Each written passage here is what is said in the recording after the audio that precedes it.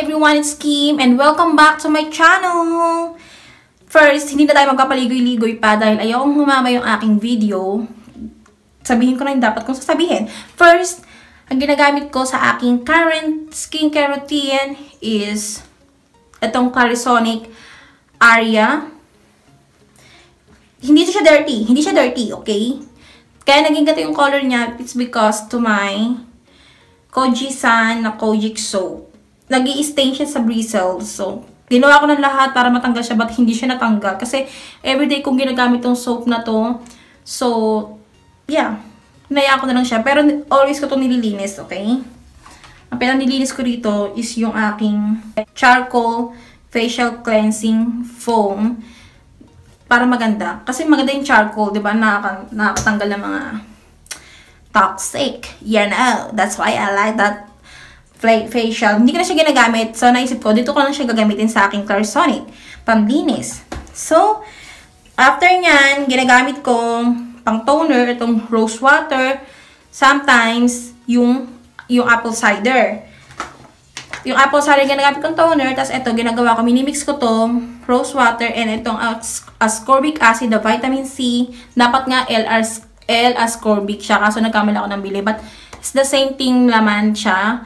Tumatalab siya sa akin nung mga nakaraan, nung bago pa lang siyang gamit. Tumatalab siya sa face ko, nabuburag yung aking mga blemishes. But this time, hindi na siya tumatalab sa face ko. So you can see, naubos na nga yung aking rose water. Naubos na. Ginagawa ko tong serum. Itong dalawa na to. Binag-mix ko lang siya. Serum. Tapos, after nyan, ginagamit ko tong Clinique. As you can see, naubos na yung aking Clinique. Wala na naman. As inubos na. This is my favorite. This is Clinique Moisturizing Lotion. Dalawang klase siya. Yung isa, gel. And this one is lotion. This is my favorite. Summer, winter, spring, and ganyan. This is my favorite moisturizer talaga. Sa umaga to. Sometimes sa umaga, sometimes sa gabi. Iba-iba. Tapos, ito naman talaga sa gabi. Itong jojoba oil. And this one is rosemary essential oil from Eden's Garden. Which is this one. Eden's Garden na essential oil. This one is 100% therapeutic grade. So, as in pure essential oil siya. Pag di ako nakakatulog, itong ginagamit ko yung lavender. Yan ang pinapahid ko lang sa paa ko konti. Tapos sa konti-konti na sa ganito. Sa amoy ko na tulog. So, yun. Ayan ang skincare ko. Sa umaga naman, pagkalabas ako, sunduin ko yung anak ko or pag-aalis kami.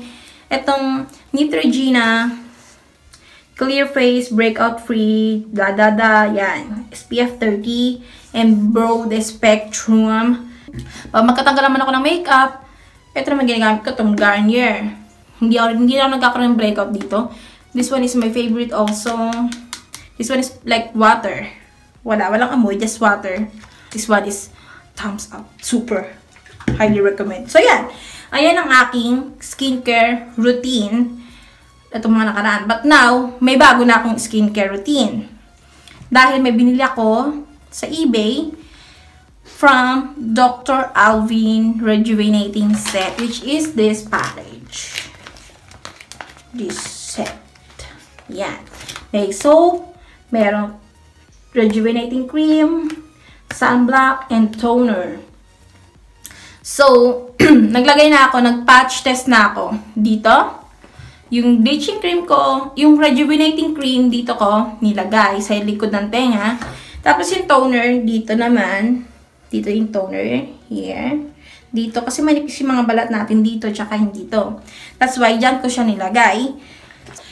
Abangan nyo yung vlog ko for this. Hindi ko siya i-upload everyday. Okay? But magte-take ako ng video everyday na ginagamit ko siya. Para malaman nyo na ginagamit ko siya. Tapos, i-upload ko siya every week. And hanggang sa maubos to. Hindi ko alam kung 30 days to aabutin or 20. So, bali ang magiging title niya is Vlog. Dr. Alvin Rejuvenating Set Challenge. Hanggang sa maubos siya. So, I'm not sure kung aabutin siya ng 30 days. Basta, hanggang sa maubos yung cream, toner. Abangan nyo ha. Abangan nyo to. Yung vlog niya ito. And for my moisturizing cream sa day, sa umaga, this one is ubos na. As you can see, ubos na. Wala na tira. Kaya bumili ako ng bagong moisturizing cream This one is from Embryolisse or Embryolisse Lye Cream or La Creme. I'm not French, that's why hindi ko siya kayang basahin ng tama. So, ayun na, Embryolisse La Creme. It was 75 ml, 2.54 fluid ounces ang size niya. This is the big size ata. And this one is $28, but nabili ko siya sa seller ng $24. So, yun. And kapag binuksan mo itong box na to, meron siyang leaflet sa loob. Sasabihin sa'yo lahat kung paano sila nagsimula. Ganyan, ganyan. Oh, anyway, and this one is original. Hindi ako basta-basta bumibili hanggat hindi ko siya nire-research. That's why, nag-research ako ng seller sa eBay na 100% authentic Dr. Alvin. So, yun. I bought this for $25. And this one is $28, but naka-sale siya ng $24. Naka-sale siya dahil meron siyang gold edition, which is 65th year ng Embryolisse. That's why meron siyang gold edition, but naubusan. Naubusan ako, sayang yung gold edition ng neto. So, ito na lang binili ko. Make sure kung bibili ka sa eBay, make sure read lahat ng review and yung description, and check mo yung mga ibang binibenta niya pa, ganyan. Para malaman mo kung authentic siya, and kung marami siyang star talaga na marami nagsasabi na authentic. But this one is 100% proof na authentic siya. Meron siya ditong expiry date. As you can see, lahat, kompleto. And binuksan ko na siya, and pinahid ko siya rito. And yung smell niya, napakabango. Alam mo yung smell ng sampagita? Yung smell ng sampagita, malakas ang amoy niya, diba? Kahit dito lang, ilagay mo na siya sa harapan mo, malakas yung smell niya. Malakas yung scent ng sampagita. Ang bango-bango. But this one, para kang kumuha ng maliit na petal ng sampagita na nilagay mo sa ilong mo. Ayun ang amoy niya. Promise, yun ang amoy niya. Konting scent lang talaga ng sampagita. And super soft sa balat. And hindi siya heavy. Konti lang nilagay ko ha. Hindi siya heavy sa balat. Basta, ang ganda-ganda niya sa skin. You can see, may nakikita kang glowy effect. O, diba? Ang ganda. Kaya pala ang daming gumagamit neto for primer. Dahil nga maganda, meron siyang glowy effect. Mahilig ako sa moisturizer na talagang creamy siya, yung lotion ang dating sa face, tapos yung nasisink kaagad siya sa face. So, yun, baka gamitin ko siya mamayang gabi. But this one, hindi ko muna siya gagamitin dahil meron akong patch test dito and dito. Dito yung toner, dito nga yung cream. So, mangyayari, bukas ng gabi ko na siyang gagamitin. Abangan natin kung meron ba siyang reaction or wala. Kapag wala, didiretsuhin ko na yung gamit tomorrow night. Yung skin ko is acne-prone skin also. That's why every time na magkakaroon ako ng breakout, nagiging peklat siya.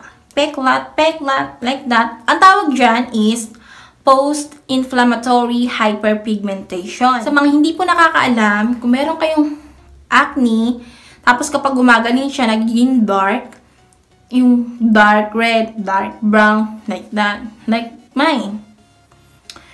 Magiging dark red, dark brown. Yun ang tawag niyan, post-inflammatory hyperpigmentation.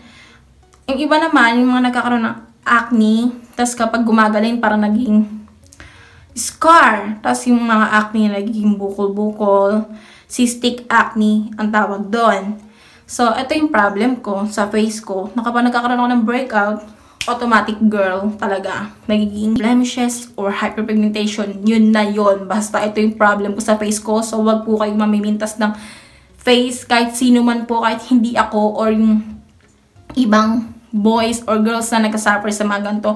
Wag na wag po kayong mamimintas dahil hindi nyo naman po makokontrol ng basta-basta yung gantong problem. And make sure kung mamimintas kayo ng face, make sure you're perfect. Okay? You're perfect.